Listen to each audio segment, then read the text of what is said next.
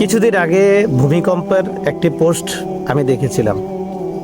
একজন মহিলা বলেছিলেন ভূমিকম্পের সময় তার স্বামী বাচ্চা কাচ্চা সব কিছু রেখে তাদেরকে রেখে ঘর থেকে একাই বেরিয়ে যান, দৌড়ে বাঁচার চেষ্টা করেন। কিন্তু তিনি তার সন্তান, তার স্ত্রী যারা আছে কাউকে সতর্ক করলেন না, কাউকে সাথে নিয়ে গেলেন না, শুধু নিজেকে একা বাঁচানোর জন্য দৌড়ে পালালেন। তিনি হৃদয় ভেঙে পড়েছিলেন এই দৃশ্যটা দেখে। তিনি সব সময় বলতেন যে তিনি যে কোনো বিপদের সময় তাদের রক্ষা করবেন, কিন্তু আজ তিনি সবার আগে দৌড়েছিলেন। স্বামী স্ত্রীদেরকে যেভাবে বলে যে কোনো বিপদে আমি তোমাদের পাশে আছি, ঠিক এই কথাটাই ওই মহিলাটা বলতেছে যে তিনি একাই চলে গেলেন। এই বিষয়টা আমার কাছে বেদনাদায়ক লেগেছে। এটা সত্যি করুন, তাই না?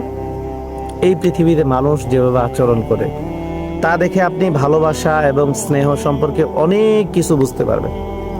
কিন্তু যদি আমরা গভীরভাবে চিন্তা করি, যদি এই পৃথিবীতে এক এইরকম ঘটে, তাহলে কিয়ামতের দিন কি হবে একটু চিন্তা করে দেখেন।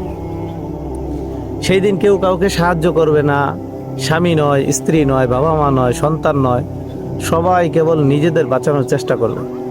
হয়তো এই মুহূর্তটি সেই কিয়ামতের দৃশ্যটির একটি বাস্তব উদাহরণ স্বরূপ। তাই আমি বলবো, আপনারা সদা সর্বদা আল্লাহ তাআলাকে স্মরণ করুন, পরকালের কথা চিন্তা করুন। এটা আপনার কাজে আসবে ইনশাআল্লাহ। ভিডিওটি ভালো লাগলে শেয়ার দিয়ে দিবেন।